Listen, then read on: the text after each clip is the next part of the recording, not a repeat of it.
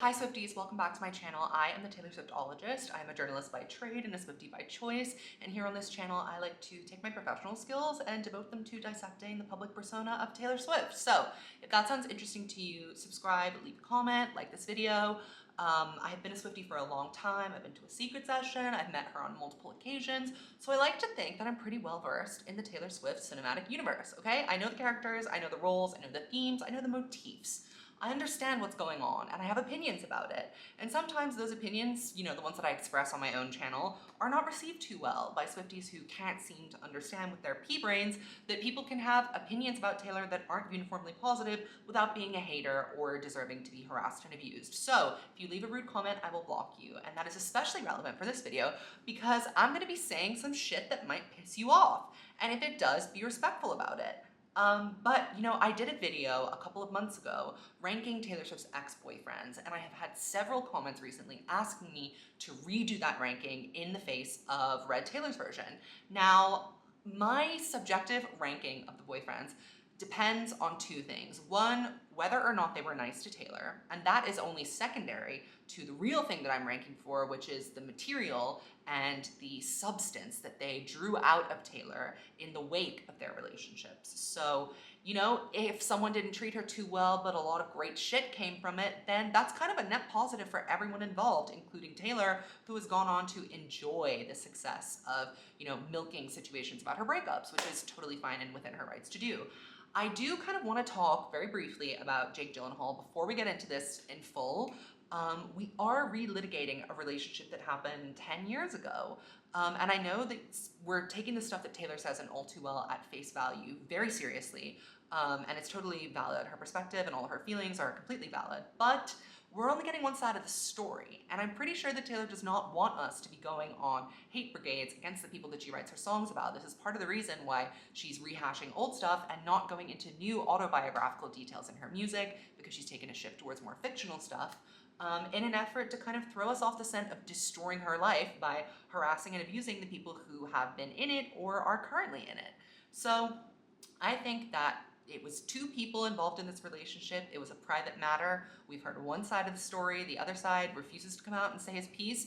So until then, I think we should look at it for what it is, which is a work of art and a fictional to us relationship, because we really don't know what happened. So if you're here to hate on Jake Gyllenhaal, call him a terrible person, call him an abuser, all of those other things, I think this is the wrong place for you to be, because I'm trying to take a fairer look at the situation than that.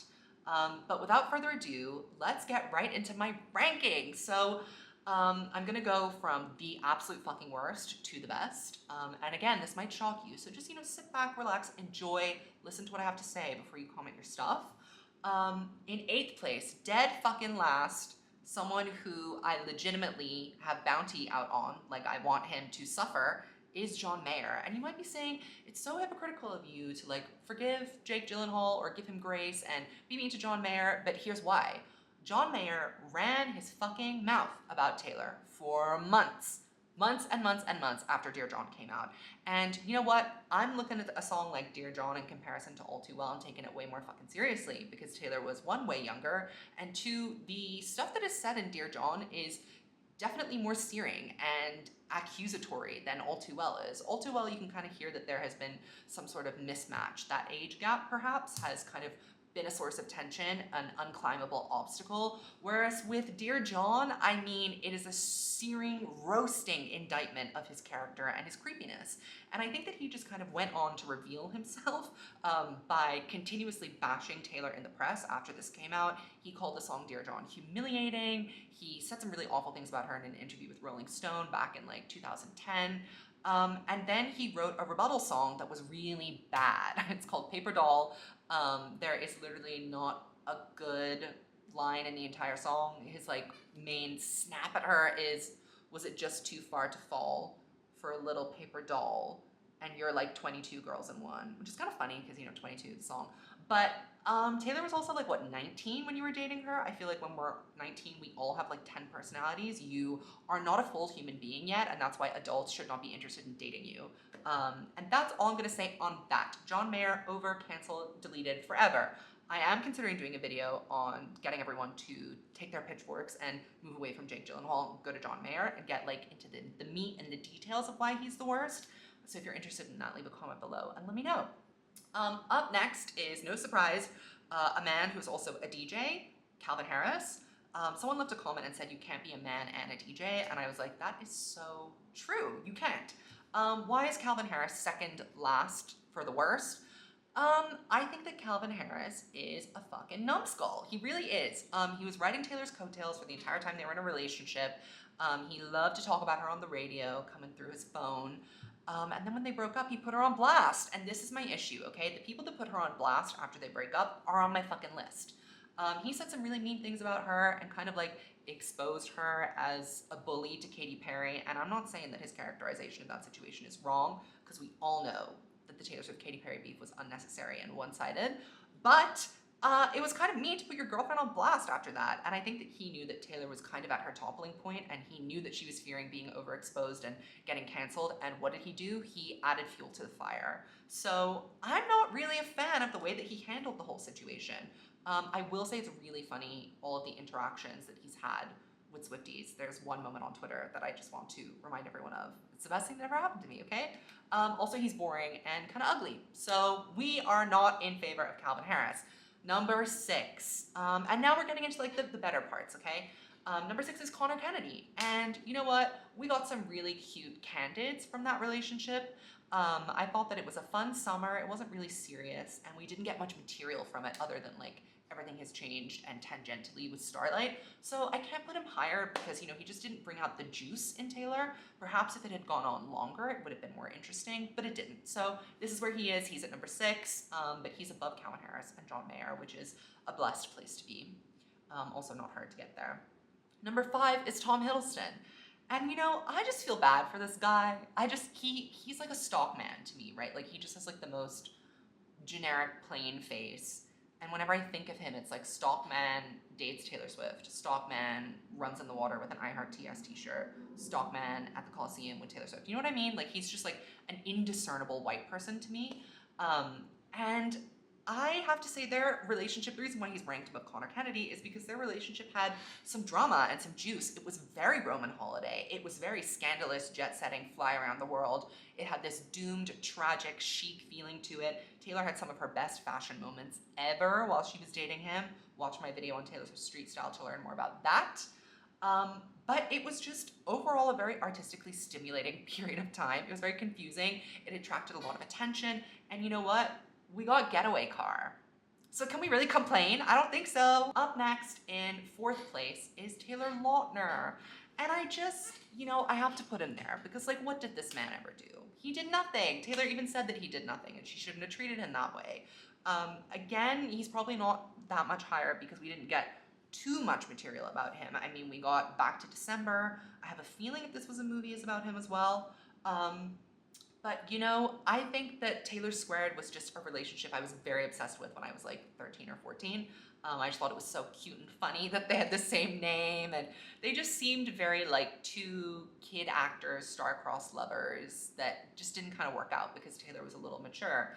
And you'll notice that she jumped straight from dating these teenage boys all the way to John Mayer and Jake Gyllenhaal, and then she promptly went all the way back to Connor Kennedy and Harry Styles because she realized that dating old men was like not a good thing for her to do. It fucks her in the head. So yeah, Taylor Lautner, we will go back to December, and we still love you. We still appreciate you. We respect what you brought to us in the movie Valentine's Day, which was not a lot, but we're appreciative.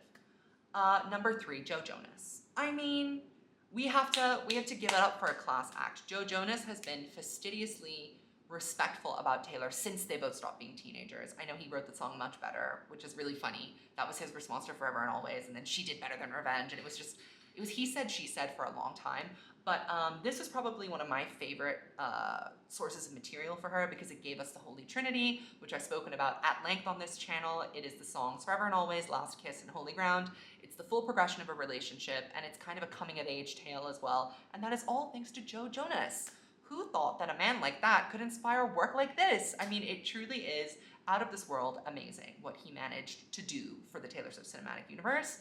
I also thought that it's so sweet now that they're friends. I love the line in Invisible String about sending his baby a present, and she's friends with his ex-girlfriend. Like, back in the day when I was like 15 and Taylor was like 19 or 20 or 21, back in those days, we didn't think that Taylor could get over anything. There was no chance in hell she was ever gonna smile with an ex, be nice to an ex, least of all Joe Jonas, who, was the source of agony for her for a long time. So it is like very nostalgic and sweet and humbling to see them together and being friends, and he's coming to support her at SNL and all this stuff. Like, it's very sweet. He's a super charming person, and I would love to hear them do Forever and Always together, live, or like a mashup of Much Better and Better Than Revenge, and then a public apology to Camille Bell, because she deserves it. Number 2, Harry Styles. Now, I'm sure you all can figure out what's going on here, and you might be freaking out, but before we get into who number 1 is, let's do Harry Styles first. I mean, again, I think this was a relatively inoffensive relationship, kind of like Taylor Lautner. I don't think that Harry Styles did anything terrible to Taylor other than be like a stupid 19-year-old boy, which she kind of should have thought about before she started dating like a young guy. But I love the candidates. I love this period of time. He also was the catalyst for 1989. I mean, we have songs like Style that are pretty much directly about him, Out of the Woods. But apart from that, he kind of led her into this era of separating herself from boys and being like, you know what? I'm gonna find myself on my own terms. I'm gonna find myself, and somehow that is everything. And what did she do? She moved to New York. She became a girl boss. She became friends with her girl squad. Like, it truly was the turning point for another stage of her life. And who do we have to thank for igniting that? Harry Styles. Thank you, Harry. And number 1, the best Taylor Swift ex-boyfriend of all time is Jake Gyllenhaal. Why do we talk about Taylor Swift's ex-boyfriends? Why do we talk about all of her past relationships and drum them up in excruciating detail? Because they produce her best work. She gives us her most honest, her most forthcoming, her most raw and vulnerable works when she has her heart broken. And with the John Mayer thing, I'm gonna compare John Mayer and Jake Gyllenhaal, right? Like the 2 older guys that she dated and kind of fucked her up. John Mayer to me seemed a lot more nefarious. Like, that situation seemed to me very clearly not right. The power imbalance was really different. And there definitely was still a power imbalance with Jake Gyllenhaal and Taylor Swift, but she was later on in her career, she was a little bit older. And I just think that even Taylor herself, you can hear it from the record, in the vault tracks and all of that, you can hear that she wasn't a perfect angel in this scenario either. It sounds like she gave it as good as she got it, and she just wasn't really able to keep up because they weren't on an emotional maturity level at a similar length. So I'm putting Jake Gyllenhaal as the best Taylor Swift ex-boyfriend because he is the quintessential Taylor Swift ex-boyfriend. He continues to spawn material and conversation years and years after the relationship ended, and this is exactly what Taylor wanted her breakups for at this time in her life. I mean, she basically made all of her heartbreak something beautiful and something artistic and something to be remembered. And you know what? I think she'd agree with me when she would say that Jake Gyllenhaal was the most productive ex-boyfriend that she's ever had, because look at this now. Everything's going on. It's all happening. Everything's going to be amazing. All Too Well is going to go number 1 in 2021. We are living the dream. And I will say as well, Jake Gyllenhaal has been immensely respectful of Taylor. He has not gone on the record about her. The only thing he's ever said, I believe, is that she's a beautiful girl. That's a nice thing to say. He's not saying mean shit. He's not writing stupid rebuttal songs like John Mayer is doing. Even his sister, Maggie Gyllenhaal, who's, had many opportunities to take a shot at Taylor. And, you might, if someone was harassing your brother or if someone had directed their fans to harass their brother, but they have all kept a really tight lip on what happened. And I appreciate that, and I respect it. And I think that, Taylor has the right to speak on it because she's an artist, she's a musician, she has to say it. But Jake is an actor, and I don't think that actors should say anything that's not scripted and not written by them. So, we love Jake Gyllenhaal. I mean, within reason, you know what I mean. So I hope that you understand why I have re-ranked everything this way, and if you'd like to disagree with me, you are free to do so in the comments below. But just don't be rude, because if you're rude, I will block you. That's the message I want to write home to all of my new viewers is love you, welcome, but if you're rude, I'll block. Anyway, don't forget to subscribe and like this video, leave a comment and let me know what you think, and if you have any video suggestions for me, I would love to hear them. And I'll see you in the next one. Goodbye, everyone.